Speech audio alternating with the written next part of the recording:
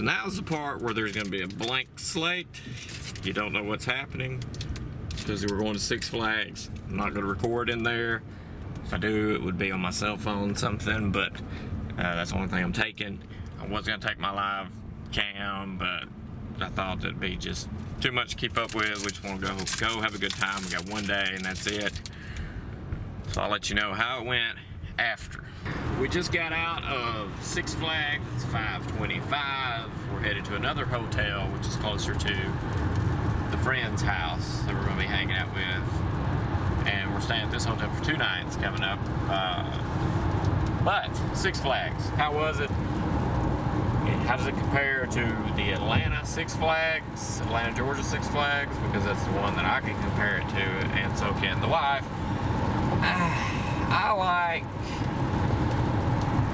the Atlanta Six Flags better because it has a couple better roller coasters, I think, than this one. But this one has a lot of roller coasters, so that was neat.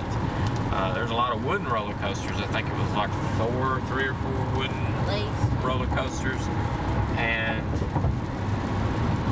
the one here, Mr. Freeze, for me, that was the best one.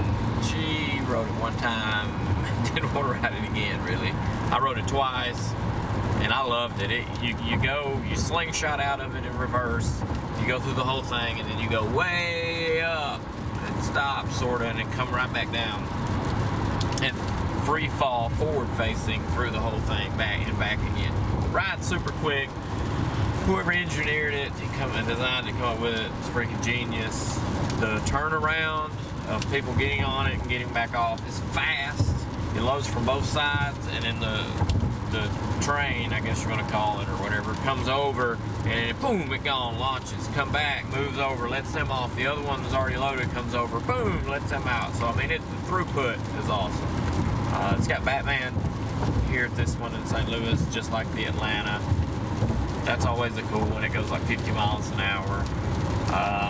Stupid Ninja. The Stupid Ninja. Oh, I gotta tell you about that. I almost forgot for some reason. But Samsung Gear VR is powered by Oculus system, but it's mainly powered by Samsung product, which is the S7 pops in. I've got one for my Note 4. This is a Gear VR headset. Well, they've got one called the Revolution. Yeah, but it's essentially it's the Ninja roller coaster ride, and the same one that they got like at Atlanta too.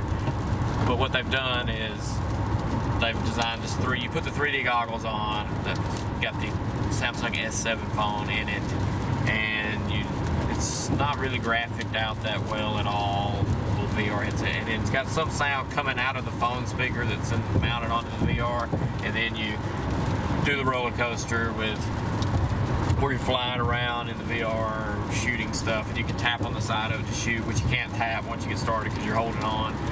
And the delay, I mean, the time it takes, it's probably like 20 minutes. Once you get on, ride the roller coaster, sit and wait on the other people in front of you to get their gear, their headsets on. A third of the headsets doesn't work when they put them on, so they got to go change them out.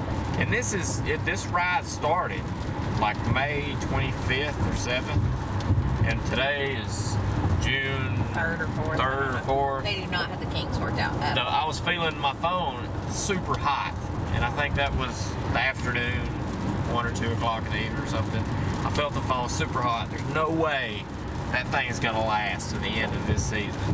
No way. And then the Ninja itself beat you to death. Yeah, the Ninja beat you to death. And then the man hours per day to keep that going is insane. It was 3 people just running headsets to the people on the roller coaster. And then you've got 2 people working to sanitize and clean and plug in and charge the phones. 2 people to run the ride and the headset stuff or whatever. But I mean, it's just ungodly amount of man hours a day to keep it going. There's no way. But what it is, it's the nation's first, if not the world's first, virtual reality roller coaster. And guess who did it? Six Flags and Samsung. And that's all this is. The first and the worst. The first and the worst. I mean, it's bad. It's not worth going to it for that. You wait in line forever. Yeah, we had the Platinum Flash Pass. what you're going to get with that experience is an identical experience every single time you go, no matter what time of the year you go, how crowded or how little amount of people is there, whatever. You get the same experience every time because you go right to the front.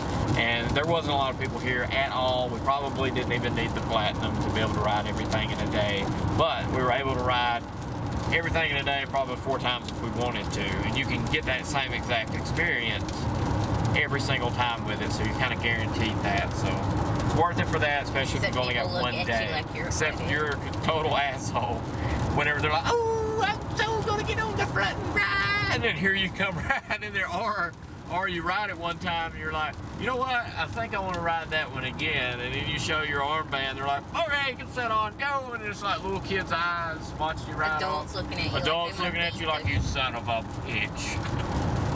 But yeah, that's cool because you can ride, excluding like 2 or 3 rides, you can ride twice. And yeah, I think that's it. I mean, I liked it. I like going to different stuff, but you know, this ranks at amusement park wise for me, the ones I've been to, and I haven't been to the good ones, which is in Ohio. I want to go to those. But here's one reason why I did like it though. You don't walk everywhere. Like, it's not, you know how Six Flags Atlanta is just like laid out where you gotta like, if you want to go from Superman to Batman, you're gonna walk 4 miles. All the roller coasters are really close to each other. Yeah, this one seems like it's not designed this way, but it's easy to explain. Like if it's made like a half circle, and you kind of enter in the middle, and you can kind of go everywhere like that. But it's all right there. But it's all right there. You know, they've added on. And it's kind of weird the layout in Atlanta so much that it's just long and hard to walk to. But if you really want to go to an amusement park, go to Universal Studios, Florida. It's Islands of Adventure if you like coasters and amusement park type stuff. They have that there. They got the Harry Potter, and then they've got the regular Universal stuff. So, but that's an actual real deal.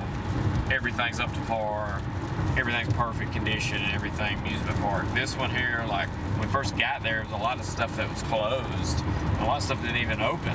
Still wasn't open. Like the Ferris wheel never opened. They got this huge Ferris wheel that never opened. The Superman ride never opened. Boomerang never opened. Boomerang was down. It didn't work. Mr. Freeze was closed half the day. Mr. Freeze was closed half the day. The VR headset, which doesn't matter, but the Revolution, it doesn't work when it's sprinkling outside because they don't want that stuff to get wet, I guess. And it's kind of sprinkled and rained, I might as well say, all day. And so I caught a break and was able to get it in there. The boss shut down. We saw that it was, we were on one ride and we looked out and we saw people, the roller coaster was stopped on top of the boss at the highest point right before you drop. And I was like, damn, people sitting there, and then you can see somebody walking up the steps, and then they unloaded the whole roller coaster and come down the steps. So that sucked. That went down. For it to be early on, I don't know. I figured they'd worked a lot of the kinks out or something, but not so much. But anyway, we're headed back to the hotel now. Gonna get a good bathing because I reek. Piper Y got put to the test today, and I think it failed around 5 p.m. It failed when we were on that train. That was around 3 o'clock. Somebody was musty. You need to start wearing just normal deodorant. Oh, I can't. Like that. I can. I'd break out and be all rashy. Why didn't it stink that bad? It doesn't. My deodorant still working. I'm not smelling it. Whatever. Anyway, I've got secret. I'm all natural, and it's not a secret.